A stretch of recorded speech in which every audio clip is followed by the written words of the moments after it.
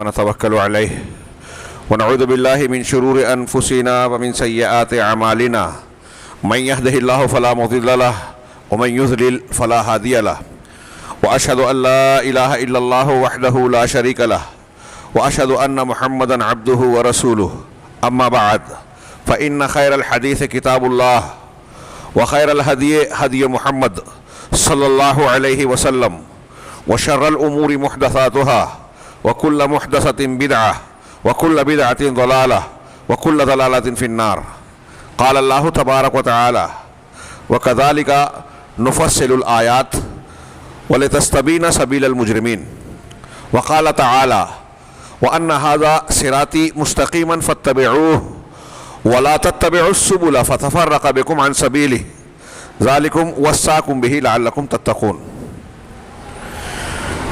محترم حاضرین، آج اگر ہم قرآن و حدیث اسلامی تعلیمات جو موٹی موٹی اور ثابت شدہ تعلیمات ہیں جنہیں ہر خاص و عام جانتا ہے، اگر ان کو بھی بطور معیار سامنے رکھ کر اسلام اور مسلمانوں کا ہمارا اپنا جائزہ لیں، محاسبہ کریں، تو یہ صاف نظر آتا ہے کہ ہماری زندگیوں میں اسلام کی تعلیمات جزوی طور پر ہے، رسمی طور پر ہے، ظاہری طور پر ہے۔ اس کی حقیقت، اس کا مقصد، اس کی گہرائیاں آج ہماری زندگیوں میں تقریباً ناموجود ہیں۔ میں ختم نہیں کہہ رہا ہوں، بہت کم اس کے اصلی اثرات نظر آتے ہیں۔ ہماری تقریروں، تحریروں، گفتگو اور زندگی کی دوڑ بھاگ میں اسلام اور مسلمانوں کی جب بات آتی ہے تو آج کل زیادہ زور صرف بات اس پر رہتی ہے کہ مسلمانوں کے خلاف کیا کیا باتیں ہو رہی ہیں، کیا کام، سازشیں، قوانین بنائے جا رہے ہیں، سازشیں ملکی سطح پر، اپنے مقامی سطح پر، عالمی سطح پر، ہر جگہ مسلمانوں کے خلاف سازشیں رچی جا رہی ہیں۔ اور یہ کوئی چھوٹا موٹا منصوبہ، چھوٹی موٹے کام نہیں ہیں۔ بڑی بڑی حکومتیں اور اقوام عالم، عالمی مرکز اقوام متحدہ اور دوسرے جتنے بھی مراکز ہیں، ان کے واسطے سے بہت گہرائی کے ساتھ مطالعہ کر کے ہم کو اور آپ کو اندازہ نہیں ہے، ہاں، ایسے مقامات سے ہم پر حملہ ہو رہا ہے، ہمارے دین کو نشانہ بنایا جا رہا ہے، ہمارے اندر ایسے لوگوں کو پیدا کیا جاتا ہے جو خود ہمارے خلاف، ہمارے دین کی سے ہم کو دور کریں، ہمارے خلاف سازشوں کا حصہ اور اعلی کار بنے۔ شبہات کے فتنے کے نام سے ہمارا ایک سلسلہ ہفتہ وار جاری ہے، 25 سے زیادہ دروس ہوئے، اس میں 20 سے زیادہ دروس خارجی حملوں سے متعلق میں نے بیان کیا، اور اسے سننے اور بیان کرنے سے لوگوں کا تبصرہ ہوا کہ ہم بہت سارے امور اور پہلوؤں پر توجہ ہی نہیں دیتے جہاں سے ہمارے خلاف حملے ہو رہے ہیں۔ ہمارے نوجوان جو ٹی شرٹ اور لباس تک پہنتے ہیں نا، یہ میں ایک ہلکی سی چیز بتا رہا ہوں، اس میں بھی عالمی سطح پر یہود و نصارہ کے یہاں سے طے کیا جاتا ہے کہ ہمارے سلوگن لکھے جائیں، ہمارے نشانات لگائے جائیں، اور غیر محسوس طریقے پہ ہماری تہذیب و ثقافت کے اثرات مسلم نوجوانوں پر جو ہے مرتب کیے جائیں۔ منکرین حدیث، ایسے لوگ جو اسلام دشمن ہیں، ان کو تقویت پہنچائی جائے۔ یورپ اور امریکہ کے تھنک ٹینک مسلمانوں سے زیادہ اس بات کی اسٹڈی آج کے زمانے میں رکھتے ہیں کہ مسلمانوں میں اصلی اسلام کس کے پاس ہے۔ بہت سے فرقے ہیں، بہت سے گروہ ہیں، کس کو نشانہ بنانا ہے اور کس کو استعمال کرنا ہے۔ یہ خارجی طور سے جو مذہبی، ثقافتی، تہذیبی، تعلیمی، تجارتی دائروں سے، فلموں کے ذریعے سے، ٹی وی چینلز کے ذریعے سے، ٹی وی سیریلز کے ذریعے سے، کتابوں کے ذریعے سے، اخبارات کے ذریعے، رسائل کے ذریعے مسلمانوں پر جو حملے ہو رہے ہیں، اسلام کو نشانہ بنایا جا رہا ہے، یہ ایک لمبی چوڑی کہانی ہے، اور یہ زیر عمل ہے۔ ہم مانے یا نہ مانے، ہمارے بیڈ روم اور گھروں تک وہ سازشیں پہنچ چکی ہیں، ہماری خواتین اس کا شکار ہو رہی ہیں، بچے اس کے ذریعے سے تربیت پا رہے ہیں۔ ہم نے موبائل دے دیا، ہم نے ٹی وی چینل گھر میں لگا دیا، اور اس بات کی فکر نہیں ہے کہ تہذیب و ثقافت کے کون سے اثرات ہمارے بچوں اور اگلی نسل کے دین و ایمان کو لوٹ رہے ہیں، تباہ کر رہے ہیں۔ یہ خارجی طور سے ہے۔ پھر سیاسی انداز میں ہم دیکھتے ہیں کہ وہ ہم پر حملے ہو رہے ہیں، گرفتاریاں ہو رہی ہیں، قوانین ایسے بنائے جا رہے ہیں کہ آپ فلاں چیز نہیں کھا سکتے، فلاں یہ کر سکتے ہیں۔ اسلام اور مسلمانوں سے متعلق کوئی اگر ابھی خبریں تھیں کہ دعوت و تبلیغ کا کام کرنے والے کچھ نو مسلمین ہیں، ان پر جو ہے انٹر نیشنل دفعات کو لگا کر گرفتار کر لیا کہ بھائی یہ اسلام کی دعوت و تبلیغ کا کام کر رہے ہیں. ایک شخص کا چینل چل رہا تھا ڈاکٹر ذاکر نائک صاحب کا، ان پر کیسے ایلیگیشن لگائے گئے، اعتراضات کیے گئے. آج وہی ملک کے باہر ہیں. ہم تماشا دیکھتے ہیں، تبصرہ کرتے ہیں، خاموش ہو جاتے ہیں اور اپنے آپ کو عافیت میں سمجھتے ہیں کہ بچ گئے. خارجی طور سے اس طرح ہر سطح پر ہم پر حملہ ہو رہا ہے، اور ہم کچھ چیزوں میں جو ہم کو سامنا جن چیزوں مصیبتوں کا کرنا پڑتا ہے اس پہ کچھ تبصرہ کرتے ہیں، کچھ تشویش کا مظاہرہ کرتے ہیں، اور اس کے بعد اپنی غفلت اور اپنے معمولات میں مصروف ہو جاتے ہیں. یہ تو ہے خارجی چیزوں کی بات. داخلی طور پر ہمارا معاملہ اور زیادہ خراب ہے. میں ایسا مانتا ہوں علی وجہ البصیرت کہ خارجی طور سے جو حملے ہیں وہ اتنے اثر انداز نہیں ہوتے جو ہمارے اندر سے ہمارے دین و ایمان کو تباہ کرنے والی چیزیں کام کر رہی ہیں، اور ہم ان کے اثرات سے دوچار ہیں اور اب ان خطرات سے بے فکر بھی ہیں. مسلمانوں کی اکثریت. میرا یہاں موجود لوگوں سے ایک سوال ہے، موٹی سی بات، کہ اگر جو شخص دین سے علم سے جڑا ہوا انسان ہے اس کو چھوڑیے، ایک ایسا مسلمان جو علم سے شغف نہیں رکھتا، گہرا علم نہیں رکھتا، دین و ایمان سے بہت زیادہ وابستگی اس کے اعمال سے نہیں ہے، لیکن اگر اس سے بھی کوئی آدمی جا کر یہ کہے، ہم سے آپ سے ان سے کہے کہ قرآن حدیث کو مت مانو، قرآن کو مت مانو، حدیث کو مت مانو، کیا وہ تسلیم کرے گا؟ اگر کوئی آدمی براہ راست کسی مسلمان سے جاہل ہی کیوں نہ ہو یہ کہے کہ اللہ تبارک و تعالیٰ جیسے مردوں کو زندہ کرتا ہے، فلاں بزرگ اور فلاں شخصیت بھی اس طاقت کو رکھتی ہیں، وہ بھی مردوں کو زندہ کرتے ہیں، کوئی مسلمان مانے گا؟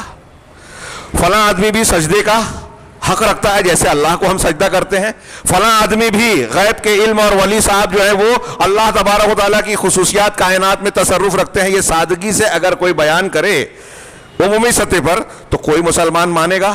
اگر کوئی یہ کہے کہ محمد رسول اللہ صلی اللہ علیہ وسلم کو نبوت تو ملی اور آپ آخری نبی ضرور ہیں، لیکن کچھ پیر صاحبان ان کی بات ماننا ضروری نہیں ہے، قرآن حدیث کا علم حاصل کرنا ضروری نہیں ہے، یہ اگر آپ سے ہم سے کسی جاہل مسلمان سے کوئی کہے، کوئی مانے گا؟ یہ سیدھا سا سوال ہے. اور اس سوال کا میں کیوں سوال کر رہا ہوں یہ آپ آگے سمجھیں گے کہ اگر کوئی شخص دین کے ثابت شدہ امور کو رد کر کے اس کی مخالف چیز کو اختیار کرنے کے لیے گئے تو عالم اور خاص آدمی ہی نہیں، جاہل آدمی بھی اس کو قبول نہیں کرے گا.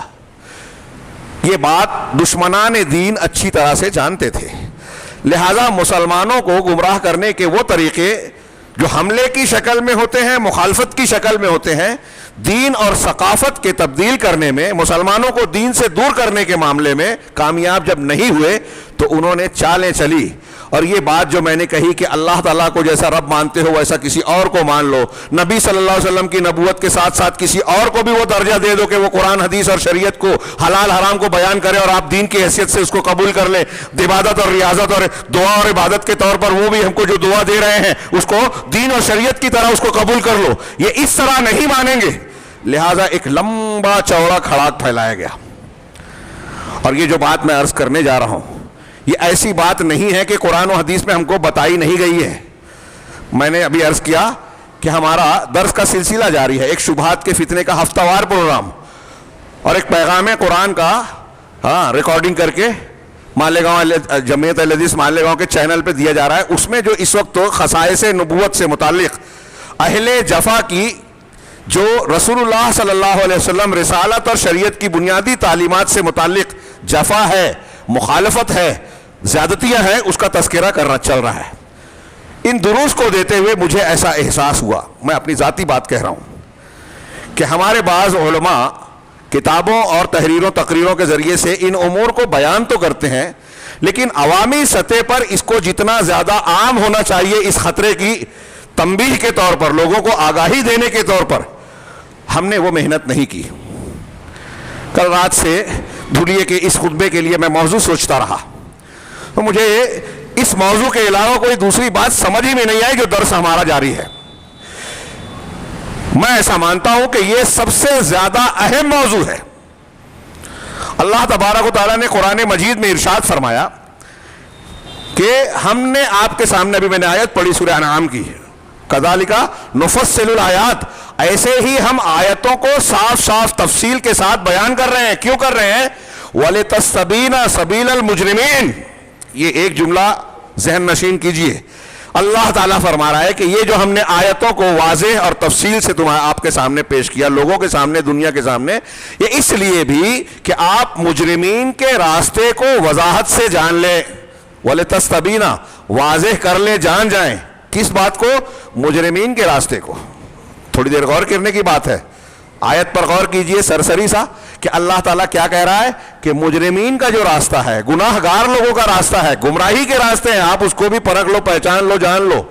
یہ بھی آپ کے سامنے واضح ہو جائے. ایک مسلمان کے کامل اور مضبوط ایمان والا اعلیٰ درجے کا اہل علم وہ کہلاتا ہے. علامہ ابن قیم نے اہل علم اور علم سے متعلقین کی قسمیں بیان کی ہیں، اس میں سب سے اعلیٰ ان کو قرار دیا ہے جو اسلام کی تعلیمات قرآن و حدیث کو جاننے کے ساتھ ساتھ جاہلیت اور گمراہی کو بھی جانتے ہوں. اس پر انہوں نے کئی دلیلیں دی اور حضرت عمر فاروق کی تعریف کی کہ اللہ تعالیٰ رحم فرمائے، کیا ان کا ایک کمال علم تھا، ان کی گہری بصیرت تھی کہ وہ کہتے ہیں کہ اسلام کا کہ عروہ کی جمع عروہ ہے جس کا معنی کاج ہوتا ہے. تو اب اس کے اسلام کے جو کاج ہیں، یعنی سمجھ لیجئے کہ کپڑے کے جو دھاگے ہیں، یہ اسلام کا جو لباس ہے، اس کے کاج ہیں، یہ ایک ایک کر کے یہ نکلتے جائیں گے. کب؟ جب اسلام مسلمانوں کے درمیان ایسے لوگ پروان چڑھیں گے جو جاہلیت کو نہیں جانتے. مسلمان ہیں لیکن جاہلیت کو یعنی گمراہی کو نہیں جانتے. مطلب علم میں کامل، بصیرت و فراست میں مضبوط ہونے کے لیے یہ ضروری ہے، عمر فاروق کہہ رہے ہیں، اپنا دین بچانے کے لیے یہ ضروری ہے کہ آپ اسلام کے ساتھ ساتھ اسلام کے مخالف افکار کا بھی علم رکھیں تاکہ اپنے آپ کو بچائیں. حضرت حذیفہ بن یمان کا بہت مشہور، کہ ان کی مشہور روایت ہے بخاری وغیرہ میں، وہ کہتے ہیں کہ لوگ اللہ کے رسول صلی اللہ علیہ وسلم سے خیر کے بارے میں پوچھتے تھے، میں شر کے بارے میں پوچھتا تھا. کیوں پوچھتا تھا؟ مخافۃ ان اقع فیہ، کان الناس یسألون رسول اللہ صلی اللہ علیہ وسلم عن الخیر وکنت اسألہ عن الشر. میں شر کے بارے میں پوچھتا تھا، برائیوں کے بارے میں. کیوں؟ مخافۃ ان اقع فیہ، اس ڈر سے، اندیشے سے کہ کہیں میں اس میں پڑ نہ جاؤں، واقع نہ ہو جاؤں. یہ روایت، یہ صحابہ کرام کی دو مثالوں سے میں یہ بتانا چاہ رہا ہوں کہ اور قرآن کی آیت سے کہ آپ کو اور ہم کو اپنا ایمان اگر محفوظ رکھنا ہے، بچانا ہے، تو یہ بھی جاننا ہوگا کہ گمراہی کے کون کون سے راستے، طریقے اور مظاہر ہیں دنیا کے اندر ہمارے گرد و پیش میں، تاکہ ہم اپنے آپ کو، اپنی نسل کو ان سے بچائیں. اسلام کی تربیت کا یہی طریقہ اور یہ ضروری ہے. اب یہ دو چیزیں، اور اللہ کے نبی صلی اللہ علیہ وسلم کی کچھ ارشادات کی طرف اشارہ کروں. موقع اتنا مختصر ہے کہ اس موضوع کا میں الف بھی شاید پورا نہ کر سکوں. چنانچہ اللہ کے نبی صلی اللہ علیہ وسلم کی وہ روایتیں یاد کیجئے. یہ حضرت حذیفہ ہی کی روایت میں ہے کہ اللہ تعالیٰ نے ہم کو شر کے بعد خیر دیا، خیر کے بعد پھر شر آئے گا، اس میں دھواں ہوگا، پھر اس کے بعد خیر اور اس کے اندر ملاوٹ ہوگی، پھر اس کے بعد پھر شر آئے گا. حضرت حذیفہ نے پوچھا کہ وہ کیا ہوگا؟ تو کہا دعات علی ابواب جہنم، جہنم کے راستوں کی طرف بلانے والے کچھ دعات، دائی ہمارے درمیان رہیں گے. پوچھا کہ ان کی کیا صفت ہوگی؟ تو وہ کہا کہ ہم بنو جلدتنا، ہاں، یا آپ نے اس طرح کا فرمان کہ وہ ہمارے ہی درمیان کے لوگ، یتکلمون بالسنتنا، ہماری زبان میں گفتگو کریں گے، قرآن حدیث کا حوالہ دیں گے، دین کا حوالہ دیں گے، اللہ اور رسول کا نام لیں گے، زبان ہماری رہے گی، لیکن جہنم کی طرف. تھوڑی دیر کے لیے نبی کریم صلی اللہ علیہ وسلم کے فرمان پہ غور کیجئے. یہ قیامت تک کے فتنوں، مسائل اور پریشانیاں جو ہم کو پیش آنے والی ہے نا، نبی صلی اللہ علیہ وسلم نے ان سب سے ہم کو آگاہ کیا. ہم آنکھیں بند کر لیں، کسی عنوان سے ان کی طرف توجہ نہ دے تو یہ ہمارا قصور اور غلطی ہوگی. اللہ کے رسول صلی اللہ علیہ وسلم نے بحیثیت تبلیغ دین کے ہم کو کوئی چیز تشنا نہیں چھوڑی ہے، ہر پہلو کو اجاگر کر دیا. قیامت تک اٹھنے والے فتنے، پریشانیاں، مصیبتوں سے ہمیں آگاہ کر دیا ہے. آپ کی آگاہی کو اگر ہم سامنے رکھ کر اپنے آپ کو ویسا ڈھالے جو ان تعلیمات کا مقصود ہے، تو دنیا اور آخرت ہر جگہ کے فتنوں سے ہم محفوظ رہیں گے، عذاب سے محفوظ رہیں گے، ان پریشانیوں مصیبتوں سے محفوظ رہیں گے جن کا رونا روز رو رہے ہیں. حضرت حذیفہ کی ایک حدیث میں ہی، صحیح مسلم کی روایت میں، پچھلے ہفتے میں نے خارجیت کے تعارف میں پیش کیا تھا، سمعتات کے باب میں ہے. اس میں اللہ کے نبی صلی اللہ علیہ وسلم نے کچھ لوگوں کے بارے میں کہا کہ کچھ ایسے لوگ پیدا ہوں گے امت کے درمیان جو انسانی دل اور بظاہر ٹھیک ٹھاک آئیں گے، سفید پوش نظر آئیں گے، لیکن قلوبہم قلوب الشیاطین فی جثمان انسان، انسانی جسم کے اندر ان کے دل شیاطین کے دل ہوں گے. یہ حدیثیں. پھر اللہ کے رسول کا یہ فرمان کہ امت میں 73 فرقے ہوں گے، 72 جہنم میں جائیں گے، 1 جنت میں جائے گا. میں یہ بات ابھی آج کل بار بار پیش کیا اور یہ سوال اٹھایا کہ لوگ غور کریں کہ جب اس قسم کے مباحث جو بہت اہم اور دین پر اپنا قدم اٹھانے کے لیے پہلے قدم کے طور پر یہ ضروری ہے کہ ہم کس گاڑی میں سوار ہوں، بہت سے مسلک ہیں، بہت سے افکار ہیں، تو ہمیں نماز، روزہ، حج، زکوٰۃ یہ اس وقت طے ہوگی جب ہم اپنا منہج طے کریں گے، عقیدہ طے کریں گے. تو سب سے پہلا سوال دین کے راستے میں جنت کی طرف بڑھنے اور جہنم سے بچنے کے راستے میں سب سے پہلا قدم ہے کہ ہم عقیدہ، منہج، طریقہ، مکتب فکر کون سا اختیار کر رہے ہیں. اللہ کے رسول صلی اللہ علیہ وسلم نے فرمایا 73 ہوں گے، مطلب آپ کو یہ علم تھا، امت کو بتا دیا کہ طرح طرح کے فرقے آئیں گے، ہم آنکھیں بند کر لیں کہ یہ موضوع چھیڑے نہ، اختلافی مسئلہ ہے، اس سے تو امت میں انتشار ہوتا ہے، اگر یہ موضوع اور اس کا ذکر کرنا غلط ہے تو رسول اللہ صلی اللہ علیہ وسلم اس کا ذکر نہیں فرماتے. ہم کو آگاہ کیا اللہ کے رسول صلی اللہ علیہ وسلم نے، اس لیے اس کو جانے. اللہ کے رسول صلی اللہ علیہ وسلم نے کوئی تشنگی، کوئی پہلو تشنا نہیں چھوڑا. آپ نے بتا دیا کہ یہ وہ طریقہ اور وہ منہج کا اختیار کرنے والے ہوں گے جو میرے اور میرے صحابہ کے طریقے پر ہیں. اللہ کے رسول صلی اللہ علیہ وسلم کا جو عقیدہ، صحابہ کا جو طریقہ اور منہج ہے، یہی حق ہے. اب قیامت تک کتنے بھی فرقے پیدا ہوں، وہاں کتنی بھی بڑی بڑی شخصیات ہوں، کتنی بھی بات کرتے ہوں، خواب اور کشف کے دعوے کرتے ہوں، طریقہ صحیح وہی ہے جو اللہ کے رسول اور صحابہ کا ہے. اب ہمارے یہاں میں یہ عرض کر رہا تھا، جو تمہید میں نے بیان کی اس کی روشنی میں اب آگے بڑھیں کہ اتنے صاف اور واضح تعلیمات کے بعد مسلمانوں کے بیچ میں ایسے لوگ پیدا ہوئے جو آپ کو ڈائریکٹ، میں نے کہا، سوال کر کے یہ نہیں کہہ سکتے قرآن حدیث کا علم حاصل نہ کرو، اللہ کی بات کو نہ مانو، اللہ کو جیسا مانتے ہو ویسا بزرگوں کو بھی مان لو. ایسا کہنے پر کوئی نہیں مانے گا. اس کے لیے ایک لمبے چوڑے کھڑا کی ضرورت پیش آئی. ہمارے گرد و پیش میں صوفیت اور تصوف کے نام سے ایک فکر پائی جاتی ہے. پورے عالم اسلام میں اس کے سینکڑوں سلسلے ہیں. ہندوستان میں چشتیہ، قادریہ، نقشبندیہ مشہور ہے، کچھ اور بھی ہیں، مجددیہ وغیرہ. افریقہ کے ملکوں میں تیجانیہ سلسلہ ہے، بعض علاقوں میں رفاعیہ ہے، احمد رفاعی کی طرف منسوب ہونے والے، بعض جگہوں پر سہروردیہ ہیں، اور بھی دوسرے ہیں. ان سلسلوں کو جب تذکرہ کیا جاتا ہے تو ہمارے ہاں جتنے لوگ بیٹھے ہیں، میرا ایسا ماننا ہے، دعویٰ ہے کہ مسلمانوں کی اکثریت، صرف ہمارے بیٹھے ہوئے لوگ نہیں، ان کی حقیقت سے ناواقف ہے. اگر غور سے دیکھا جائے تو جو میں نے ابھی سوال کیا کہ کوئی آپ سے کہے کہ قرآن حدیث کی تعلیم حاصل نہ کرو، کوئی آپ سے کہے کہ نبی کو نبی مانتے ہوئے دوسروں کو نبی کا درجہ دے دو تو آپ نہیں مانیں گے. کوئی یہ کہے کہ نبوت کا سلسلہ، وحی کا سلسلہ نبی صلی اللہ علیہ وسلم کے بعد بھی جاری ہے تو آپ کہیں گے کہ ختم نبوت کے ثابت شدہ عقیدے پر ڈاکہ ڈال رہا ہے، اس کی مخالفت کریں گے. لیکن تصوف کے ماننے والوں نے صوفیت کی جو عمارت اور فکر کھڑی کی، اس میں یہ ساری چیزیں گھما پھرا کے داخل کی، اور ہم سنتے ہیں، مانتے ہیں. ایک لمبا چوڑا طبقہ اس کو مان رہا ہے دین کے نام پر، دین کے خلاف. کہ میرے ہاتھ میں نے کچھ کاغذ رکھے تھے، لیکن گھڑی بتا رہی ہے کہ میرے پاس اس کا موقع نہیں ملے گا کہ میں ان واقعات کو، حوالوں کو پیش کر سکوں.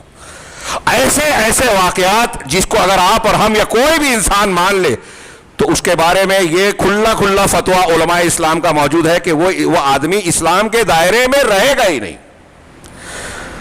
سب سے پہلے ان لوگوں نے تصوف اسلام کے خلاف سازش ہے. صرف اس ایک بات کو جو میں نے ایک جملے میں کہا، اس کی تاریخ، مقاصد کو بیان کرنے کے لیے ایک دفتر چاہیے، لمبا وقت چاہیے. اب اس کا ثبوت آپ دیکھیں کہ ان کے افکار، نظریات کیا ہیں. ابن عربی ایک نام ہے جس کو ہمارے ہاں میں نام لے کر کہوں، جتنے بھی تصوف سے جڑے اور تصوف کو اچھا سمجھنے والے طبقات ہیں وہ ابن عربی کو شیخ اکبر کہتے ہیں. شیخ اکبر. ابھی ایک تازہ کتاب عرب عالم نے لکھی، مصطفیٰ ابن ابراہیم نے، موقف ابن تیمیہ فی ابن عربی. ابن عربی کے بارے میں ابن تیمیہ کے موقف اور اس کے خیالات، افکار، عقائد کو ذکر کیا ہے، اور پھر کئی جگہوں پر یہ بتایا کہ ابن عربی نے جو عقائد بیان کیے ہیں، جو افکار پیش کیے ہیں، وہ اکثر صوفیہ کے اکثر سلسلوں کے ہیں۔ اب اس میں نے کہا وقت نہیں ہے، میں شارٹ میں صرف عنوان بتاؤں کہ آپ اگر دیکھیں گے، جیسے میں نے ربوبیت الوہیت کی بات کی، تو سب سے پہلے نبی کریم صلی اللہ علیہ وسلم کے تعلق سے جو یونانی فلاسفہ کے اقوال ہیں، اس کے تناظر میں انہوں نے نبوت سے، مشکات نبوت سے، قرآن و حدیث سے اپنے علوم کو اخذ کرنے کی بجائے فکر و فلسفہ لیا یونانی مفکرین سے، ارسطو، افلاطون اور ان کے لوگوں کی، جو دوسرے لوگ ہیں۔ ابن عربی کی ایک کتاب ابو نصر فارابی، اور پھر اس کے بعد ابن ابو علی سینا، یہ ان کے متاثرین میں سے ہیں، اور ابن عربی، ابن سبعین، ابن فارس، یہ تصوف کے نام پر بڑے نام ہیں، یہ ان کے متاثرین میں سے ہیں، جو ابن فارس، ابن سبعین، کیا کہتے ہیں، فارابی وغیرہ۔ یہ فارابی، ابو نصر فارابی اور ابن سینا، ان لوگوں کا کہنا، میں ایک جملہ نقل کر رہا ہوں، ان لوگوں کا کہنا ہے کہ نبوت اکتسابی چیز ہے، یعنی آدمی محنت کر کے، آپ اور ہم محنت کر کے نبوت حاصل کر سکتے ہیں، اللہ تعالیٰ کا انتخاب نہیں ہے۔ اور فلسفی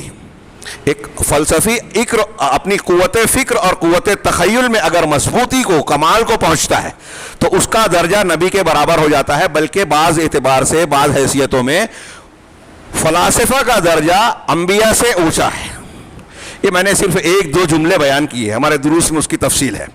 اسی بات کو ابن عربی وغیرہ یہ بیان کرتے ہیں، اور پھر بہت سارے صوفیہ کہ فلاسفہ، کیا کہتے ہیں، اولیاء جو ان کے سلسلے کے مشائخ ہیں، ان کا درجہ نبی کے برابر ہے یا نبی سے اونچا ہے۔ نبی کے پاس جس طرح وحی آتی تھی، فرشتہ وحی کرتا تھا، ٹھیک اسی طریقے سے ان کے یہاں الگ الگ اصطلاحات کے ساتھ یہ اولیاء کے نام دیتے ہیں۔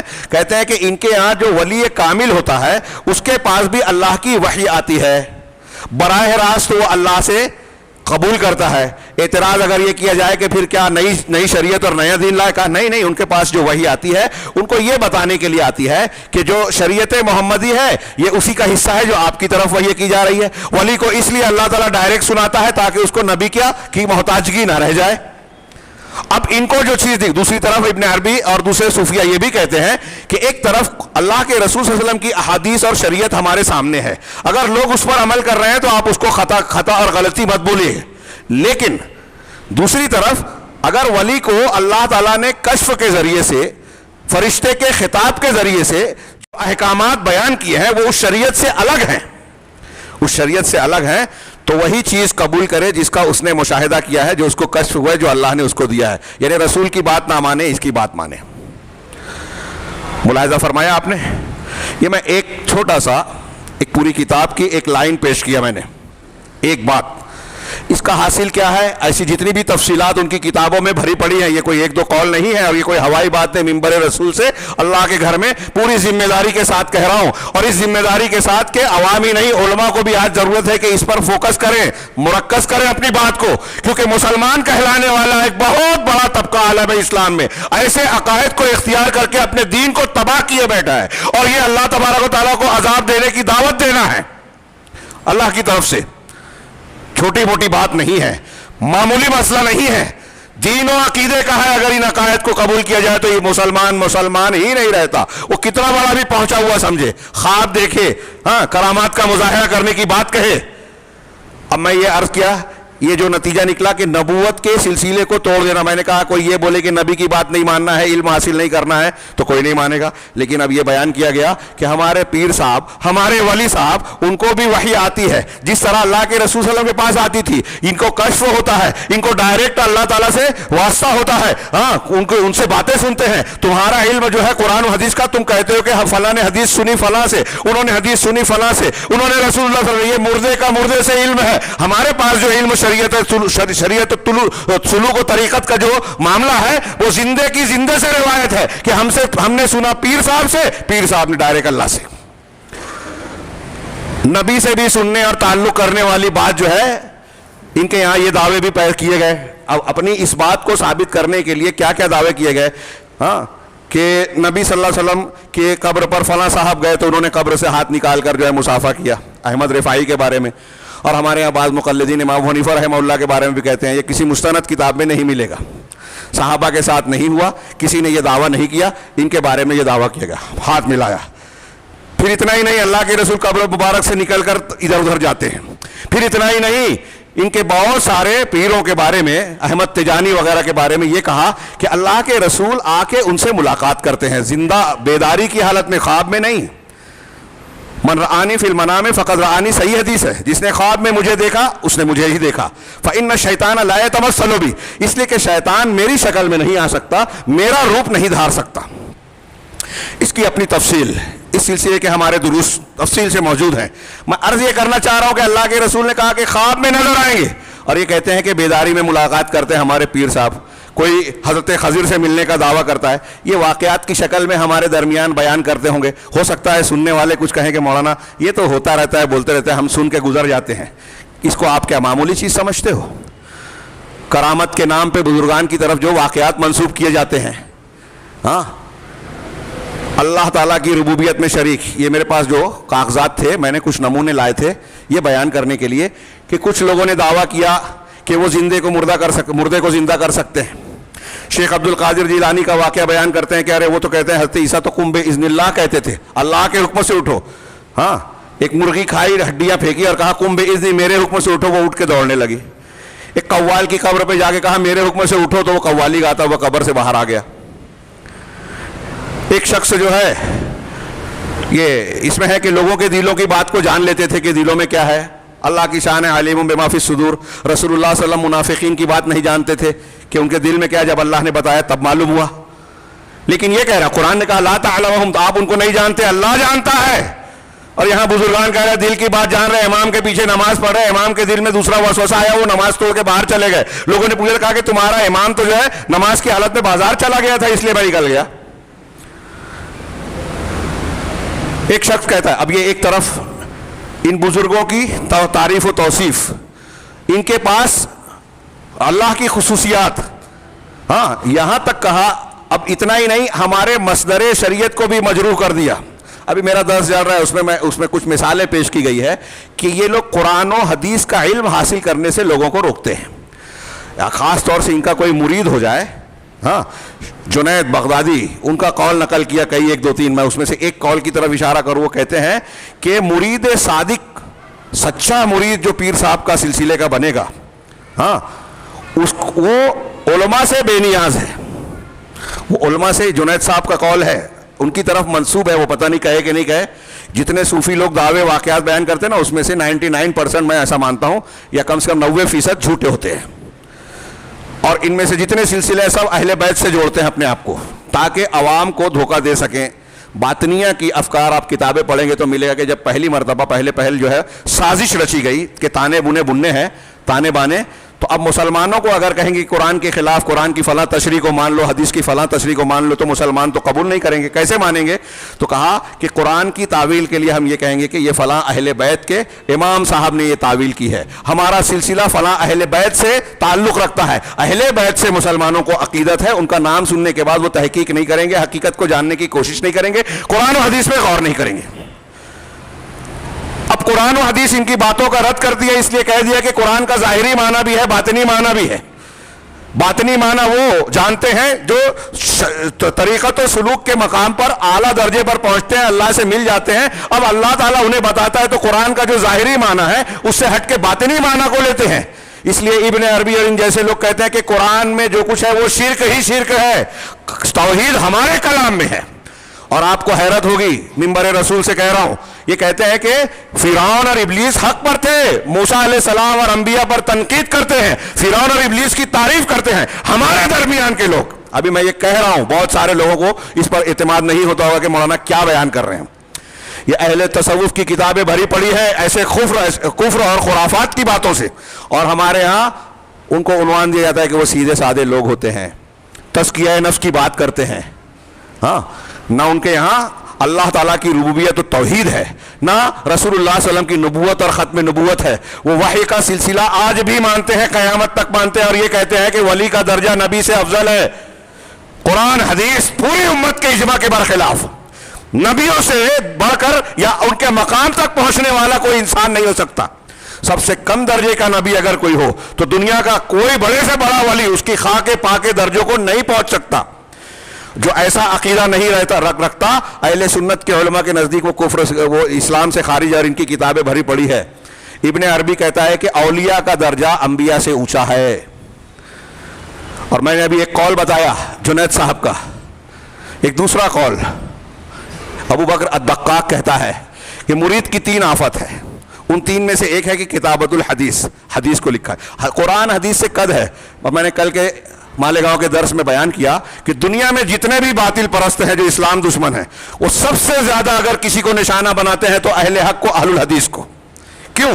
اس لیے کہ وہ جانتے ہیں کہ حق کی اصل رمق اور بنیاد قرآن اور حدیث میں ہے. جن کے پاس یہ ہے وہ اہل حق ہے. لہذا اسلام کو نشانہ بنانا ہے تو اس بنیاد کو نشانہ بنایا جائے. اب یہود و نصارہ، مجوس، ہنود، یہی نہیں، جو اسلام میں جتنے باطل فرقے ہیں سب سے زیادہ جو اپنے لیے دشمن سمجھتے ہیں وہ اہل الحدیث کو مانتے ہیں. یہ میں جو منبر رسول سے کہہ رہا ہوں آپ تحقیق کر لیں، بہت اہم بات کہہ رہا ہوں، غیر اہم سمجھ کے اس کو نظر انداز مت کیجیے گا. علم سے دور کرنے والی بات. اب کل کے ہمارے درس میں نے بیان کیا اللہ تعالیٰ نے پہلا لفظ نازل کیا اقرا، پڑھیے بسم ربک الذی خلق.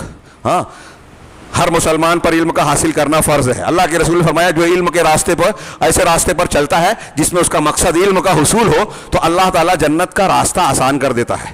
یہ جو جنید صاحب کا قول ہے اس میں وہ کہتے ہیں آگے کہ جو شخص مرید صادق ہے وہ علماء سے بے نیاز ہے. اگر کوئی شخص اللہ تبارک و تعالیٰ کسی شخص سے خیر کا ارادہ کرتا ہے، اس قول میں کہا جا رہا ہے کسی شخص سے خیر کا ارادہ کرتا ہے تو اس کو تصوف کے دائرے میں ڈال دیتا ہے اور اسے قراء سے یعنی علماء سے دور کر دیتا ہے، روک دیتا ہے. بتائیے، اللہ تبارک و تعالیٰ کہہ رہا ہے انما یخشی اللہ من عبادہ العلماء، اللہ سے اس کے عالم بندے ڈرتے ہیں. یہ تصوف کا عنوان کیا ہے کہ آدمی تزکیہ کرے دل کا تزکیہ، تقوی، پرہیزگاری کہاں سے آئے گا؟ اللہ کہہ رہا ہے قرآن میں کہ اللہ سے اس کے عالم بندے ڈرتے ہیں. بغیر اللہ کے ڈر کے تقوی آئے گا؟ تو قرآن کہہ رہا ہے کہ علم سے خشیت آئے گی اور خشیت سے تقوی، پرہیزگاری، تزکیہ ہوگا نا. اب یہ صوفی کہہ رہے ہیں کہ آپ علم حاصل نہ کریں.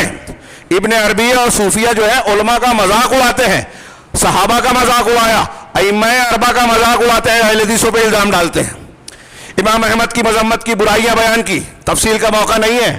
یہ کہتے ہیں کہ یہ علماء رسوم ہیں، علماء ظاہر ہیں، علماء قال ہیں، اللہ کے نبی کے احکامات کی محافظت کی صرف. اور ہمارے علماء مشائخ یہ علماء حال ہے، اللہ کے رسول کی حال کی حفاظت کی. ان کے پاس علم باطن ہے، علم لدنی ہے جو سراسر بدعت و خرافات ہے. علم باطن اور علم لدنی بول کر دروازہ کھول دیا. میری بات آپ لوگوں کو منتشر لگ رہی ہوگی لیکن غور کیجئے، ایک دوسرے کو جوڑیے.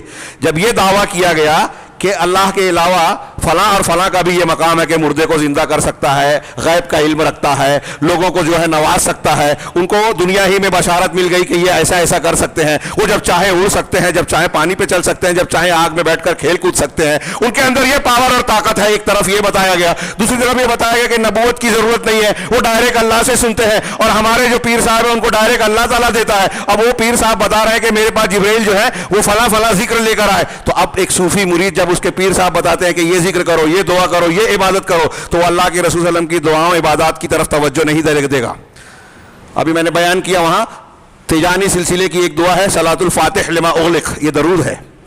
اس درود کی فضیلت عظیم الشان بیان کی گئی کہ اگر دنیا میں 1,00,000 امت ہو جائے، ہر امت کے 1,00,000 قبیلے ہوں، ہر قبیلے کے 1,00,000 افراد ہوں، ہر فرد 1,00,000 سال تک زندہ رہے اور ہر شخص جو ہے روزانہ جو ہے 10,000 مرتبہ اللہ کے رسول پر درود بھیجے، تو ان تمام لوگوں کے درود کا اجر و ثواب اتنا نہیں ہوگا جتنا ایک مرتبہ صلاۃ الفاتح لما اغلق پڑھنے پر ہوگا جو جبرائیل علیہ السلام. اب یہ ایسا درود دیا گیا ان کو کہ نہ قرآن میں ہے، نہ حدیث میں ہے، نہ صحابہ جانتے تھے. اللہ کے رسول کی وفات کے 500-600 سال کے بعد حضرت جبرائیل آ کے احمد تجانی کو بیان کر رہے ہیں اور وہ جو سلسلہ ہے اس کو اختیار کر رہے ہیں، وہ اپنے سلسلے والوں کو بتا رہے ہیں.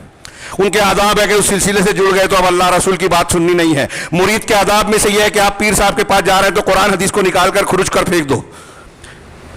ہاں، ایک صاحب نے ابو العباس احمد ابن مسروق کا قول نقل کیا کہ میں نے خواب دیکھا، خواب دیکھتا ہوں کہ قیامت واقع ہو گئی. ایک طرف قیامت واقع ہوئی، دوسری طرف دسترخوان لگائے جا رہے ہیں. ہاں ہمارا عقیدہ یہ ہے کہ قیامت قائم ہوگی تو جو قرآن کہتا ہے کہ دودھ پلانے والی دودھ پیتے بچے سے غافل ہو جائے گی, حاملہ اپنے حمل گرا دیں گی, لوگ نشے میں دکھیں گے اللہ کے عذاب کے خوف اور دہشت کی وجہ سے, اور ایسے حالات بیان کیے گئے. اور یہاں صوفیوں کے لیے دسترخوان لگایا جا رہا ہے.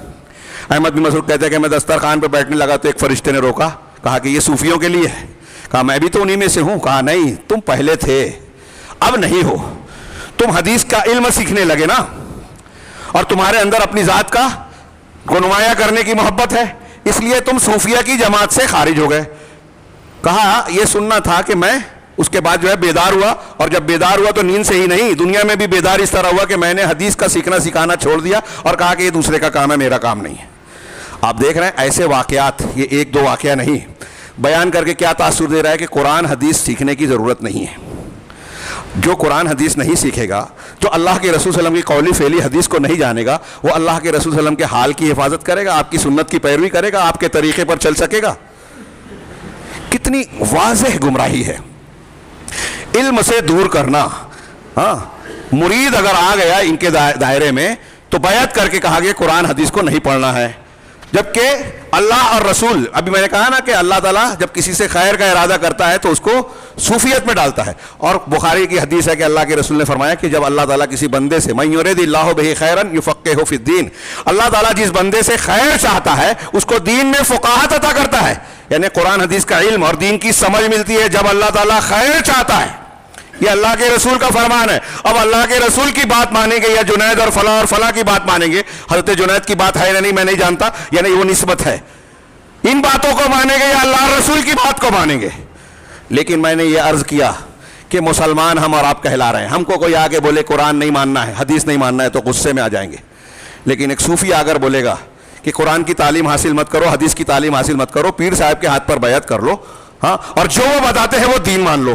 آپ نے جب ان کو مانا تو آپ اپنے دین کو جو ہے تباہ کر لیا, ختم کر لیا, اور آپ کو احساس بھی نہیں ہوا دین کی. یہاں میں وقت زیادہ ہو گیا ہے اور بہت کچھ باقی ہے. دین کا کوئی پہلو ایسا نہیں ہے جو صوفیت اور تصوف کے راستے سے اس کو نشانہ نہ بنایا گیا ہو. قرآن کو غیر اہم بنایا گیا, اللہ کے کلام کو, کہ اس میں شرک ہے. اب بتائیے جس کو اللہ نے کتاب ہدایت کہا اس کو یہ کتاب شرک کہہ رہے ہیں. اور کیا یہ بات عقل میں آتی ہے کہ قرآن کا ظاہری معنی پڑھ کر سن کر ہم گمراہ ہو جائیں گے؟ اس کے سکھانے والے جو ہے وہ بے وقوف اور بیکار ہیں. اور باطنی علم جو اس کا باطنی معنی ہے, جس کا کوئی اصول اور معیار نہیں ہے, کچھ بھی تشریح کر دے کہیں گے کہ یہ باطنی معنی ہے. تو یہ حقیقت میں قرآن کا انکار کرنے کے لیے قرآن کو عنوان بنایا گیا. نبی کے نبوت پر ضرب لگانے کے لیے پہلے یہ کہا گیا کہ وہ آ کے مل رہے ہیں فلاں بزرگ سے اور ان کو ایسی ایسی باتیں بتائی. یہ بھی علم ظاہر کے طور پر, ورنہ بزرگ تو براہ راست اللہ سے سنتے ہیں. یہ کیوں کیا گیا؟ یہ واقعات ہم سادہ سودہ بیان کرتے ہیں, سن لیتے ہیں, ہنس کے گزر جاتے ہیں. یہ چھوٹے چھوٹے واقعات نہیں ہیں, یہ ہمارے دین کو ڈھانے والے واقعات ہیں. ایک عام آدمی جب یہ مانے گا کہ فلاں بزرگ کے پاس, بزرگ جو اللہ سے براہ راست سنتے ہیں, تو پھر مجھے قرآن حدیث کو سیکھنے سکھانے کی کیا ضرورت؟ بزرگوں کو مان لینا ہے, یہی اس کا دماغ بنے گا نا, اور یہی بنایا جاتا ہے. قرآن حدیث مت سیکھیے, یہ توحید اور یہ ایک سنت اور یہ چیزوں کا کہ پیچھے مت پڑیے. پیر صاحب جو کہہ رہے ہیں وہی دین مانیے, اس کی پابندی کیجیے. علم حاصل کرنے سے علم روک دیا گیا, علم دشمن اور جاہل بنایا گیا. توحید کی مخالفت, رسالت کی مخالفت, ہمارے جتنے عقیدے ہیں جنت اور جہنم کا مذاق اڑاتے ہیں یہ صوفیہ. علماء دین کا مذاق اڑاتے ہیں جن کی اللہ نے تعریف کی, رسول نے تعریف کی, ترغیب دی. اللہ کے رسول کہہ رہے ہیں کہ اس شخص کو اللہ تر و تازہ رکھے جس نے میری قول اور حدیث کو سنا اور دوسروں تک پہنچایا, اس کو آپ تعریف کر رہے ہیں, قیامت تک اس سلسلے کو جاری رکھنے کا علم کی تعلیم دے رہے ہیں. اور صوفیہ کہہ رہے ہیں کہ علماء کی کوئی ضرورت نہیں ہے, علم حاصل مت کرو, حدیث خاص طور سے حاصل مت کرو. یہ میں عرض کر رہا تھا, ایک لمبی چوڑی بات کا بہت ہلکا سا نمونہ اور اشارہ میں نے عرض کیا آج کے اس خطبے میں, اور مقصد یہ بیان کرنا ہے کہ اس کی اور مزید تعلیم حاصل کی جائے. ہم کو اگر ہدایت پر قائم رہنا ہے تو رسمی طور سے کچھ تقریریں, کچھ دین سیکھ لیا, ہم کو بہت بڑا دھوکہ یہ ہوتا ہے کہ ہم ایسا سمجھتے ہیں اپنے آپ میں کہ ہم دین بہت جانتے ہیں. اچھے جاہل ایسا سمجھتے ہیں کہ ہم عالم ہیں, بلکہ علامہ سمجھتے ہیں. اور آج کے سوشل میڈیا کے دور میں اتنا زیادہ ذرائع ابلاغ کے عام ہونے کے بعد ہم یہ محسوس کرتے ہیں کہ اس میں سچی اچھی باتوں سے زیادہ غلط, جھوٹی, قرآن حدیث کے خلاف باتوں کا فروغ ہو رہا ہے. شرک اور بدعات کو فروغ دیا جا رہا ہے. لہذا فتنوں کے ایسے دور میں ہمیں فکر ہونی چاہیے اپنی اگلی نسل کی. ہم یہ بات اچھی طرح جانتے ہیں کوئی بھی مسلک ہو صحیح منہج والا یا غلط, وہاں یہ ضرور مانا جاتا ہے کہ ہمارے مسلمانوں کی ساری مصیبتوں کی جڑ ایمان میں کمزوری ہے. یہ بالکل صحیح بات ہے, لیکن اگلا جملہ میں بولنا چاہتا ہوں کہ ایمان میں کمزوری ہے, ایمان اور عمل صالح سے دور رہنا یا اس میں خرابی ہونا یہ اللہ کے عذاب, دنیا کی مصیبتوں, پریشانیوں, آفتوں. اب وہ آج سیلاب آ رہا ہے گجرات میں, یو پی میں, اس سے پہلے رتنا گیری میں آیا, مطلب کہتے ہیں کوکن میں آیا. وہ سیلاب کی شکل میں عذاب اور مصیبت ہو, کورونا کی بیماری, دوسری بیماریاں ہوں, معاشی تنگی ہو, ظالم حکمرانوں کا تسلط ہو, یہ سب عذاب کی مختلف شکلیں ہیں. اور جو بھی عذاب آتا ہے بغیر اللہ کی مشیت کے نہیں آتا. ہمارا ایمان ہے پتہ بھی اللہ کی مرضی کے بغیر نہیں. تو اللہ کی مشیت جو ہے وہ تابع ہے حکمتوں, مصلحتوں اور علم کامل کی. اب ہم اگر آنکھیں بند کر لیں خطرات سے, ہم آنکھیں بند کر لیں گمراہیوں سے, تو ہم کو اللہ تبارک و تعالیٰ چھوڑ دے گا, ایسا نہیں ہے. قرآن اتارا, رسول بھیجا, قرآن و حدیث کو صحابہ کرام نے سیکھا سکھایا, اگلی نسل تک پہنچایا. ہماری امت کے ایسے افراد کو اللہ نے کھڑا کیا جو تن من دھن سب کچھ لگا کر اس دین کی امانت کی حفاظت کی اور اگلی نسلوں تک پہنچایا, ہم تک پہنچایا. اس کے لیے انہوں نے سفر کیا, مال کی قربانی دی, جان کی قربانی دی, اور نہ جانے کیا کیا قربانیاں دی. سال ہر سال لگایا ایک ایک کتاب لکھنے میں. ہم کو پڑھنے کا موقع نہیں ہے, درس قرآن اور درس حدیث کی فرصت نہیں ہے, علم کی تحقیر کی جاتی ہے. اور ایسے لوگ ہمارے ہاں دیندار بنے ہوئے ہیں جو دین کے لٹیرے ہیں. ہم نے ان کو دیندار اور پیشوا مان رکھا ہے. آج بہت ضرورت ہے یہ تصوف کی جو سازش ہے اسلام کے خلاف. آپ اندازہ لگائیے, میں کئی مرتبہ کہہ چکا ہوں, آخری بات, ہندوستان میں بی جے پی کا, حکومت کا رویہ مسلمانوں کے ساتھ کیا ہے. لیکن ان کے تعاون سے چند سالوں پیشتر دلی کے ایک ہال میں صوفیہ کی کانفرنس ہوتی ہے. تھوڑا سا اندازہ لگائیے, بہت زیادہ میں نہیں بول سکتا. اس سے پہلے چیچنیا میں رشیا کی گورنمنٹ, جس وقت رشیا کی گورنمنٹ شام میں اہل سنت پر بموں کی بارش کر رہی تھی, اس وقت صوفیوں کی کانفرنس ہو رہی تھی چیچنیا میں. صدارت ولادیمیر پوتین اور جو بھی ہے وہ نہیں جا سکے, تو قادیروف اپنے سیکریٹری کو یا اپنے نائب کو بھیجا. تھوڑی دیر کے لیے اندازہ لگیے, تھوڑی سی تحقیق کریں گے تو آپ کو پتہ چلے گا کہ یہ صوفی حضرات جن کی کلپ آتی ہے کہ لوگ مجلس میں ہیں ان کا سجدہ کر رہے ہیں. ہاں, آج سوشل میڈیا میں یہ دیکھیں, ہم سنتے تھے, اب تو کلپ کے ذریعے سے دیکھ لیا کہ لوگ سجدہ کر رہے ہیں. پیر صاحب وہ کھڑے ہیں, شدید مذمت قرآن حدیث کہ جس کو جو یہ چاہتا ہے کہ لوگ اس کو سجدہ کرے, عبادت کرے, اس سے زیادہ بدترین شخص اللہ کے نزدیک کوئی نہیں ہے. اللہ کے رسول کی حدیثوں اور قرآن و حدیث کی تعلیمات کے بالکل برخلاف یہ غورک دھندے جاری ہیں. مزارات پر عورتوں کے ساتھ زیادتیاں ہو رہی ہیں. آج ہم اس خبر پر جو ہے پریشان ہوتے ہیں کہ ایک مسلمان عورت اپنا دین بدل کر دوسروں سے شادی کر رہی ہے. وہ یقیناً تشویش کی بات ہے, بے غیرتی کی بات ہے. ہم اس دور میں زندہ ہیں کہ ایسی بے غیرتی کی خبر سن رہے ہیں. لیکن یہ جو میں نے واقعات بیان کیے, باتیں بیان کی نا, تصوف اور اسلام کے خلاف سازش, اس کو اس کا نتیجہ مانتا ہوں. ایک لڑکی, ایک نوجوان ہمارا کسی اسلام کے خلاف لے جانے والے آدمی سے متاثر ہوتا ہے, پروپیگنڈوں سے دوچار ہوتا ہے, تو اس کا مطلب یہ ہوا کہ ہمارے گھر میں اسلامی تربیت, اسلامی تعلیم کا پہلو جو ہے انتہائی کمزور ہے. اور میں تو ایسا سمجھتا ہوں, آج ابھی آپ عقیدے کا درس شروع کیجئے, یہ دیکھیے کہ دھولیے سے کتنے لوگ اس کو پڑھنے کے لیے شوق لے کر آتے ہیں. عربوں میں یہ بہت عام ہے, جن کو ہم برا بھلا کہتے ہیں, عقیدے میں وہ بہت مضبوط ہے, خاص طور سے سعودی عرب میں. مسجد میں حکومتوں کا انتظام ہے دین کی تعلیم کا, اور ان کے یہاں دین میں سب سے زیادہ اہمیت عقیدے اور منہج کو دیتے ہیں. علامہ ابن تیمیہ سے پوچھا گیا کہ آپ احکام و مسائل پر اتنا نہیں بیان کرتے جتنا عقائد اور منہج پر بیان کرتے ہیں, تو انہوں نے کہا کہ میں نے دیکھا کہ دوسرے علماء یہ چیزیں تو بیان کرتے ہیں, لیکن مسلمانوں کے لیے زیادہ اہم یہ بات ہے کہ عقیدہ درست کریں, منہج درست کریں. اگر یہ صحیح ہے تو دین صحیح ہوگا, یہ غلط ہو گیا تو دین کی پوری عمارت ڈھا جاتی ہے. تو اس پر ہمیں کتنی توجہ. میں منبر رسول سے یہ کہنا چاہتا ہوں, ہاں, میری ساری باتوں کو آپ ایک نمونے کے طور پر دیکھیں, مانے یا نہ مانے, لیکن یہ ضرور مانے کہ ہمیں یہ طے کرنا ہے کہ ہم اپنے لیے اپنے بچوں کو, عورتوں کو صحیح اسلامی عقیدہ اور صحیح منہج سکھانے کا انتظام کریں گے. اس کے لیے ہم کو بڑی سے بڑی رقم دے کر کسی عالم کو یہاں مقرر کرنا پڑے, یہاں موجود علماء کو بڑی سے بڑی رقم دے کر اپنے یہاں ٹیوشن رکھنا پڑے, کلاس جاری کرنا پڑے, تعلیم بالغہ کا سلسلہ قائم کرنا, لیکن یہ ضرور کیجئے, یہ ضرور کیجئے, اس کی ہمیشہ شدید ضرورت ہے.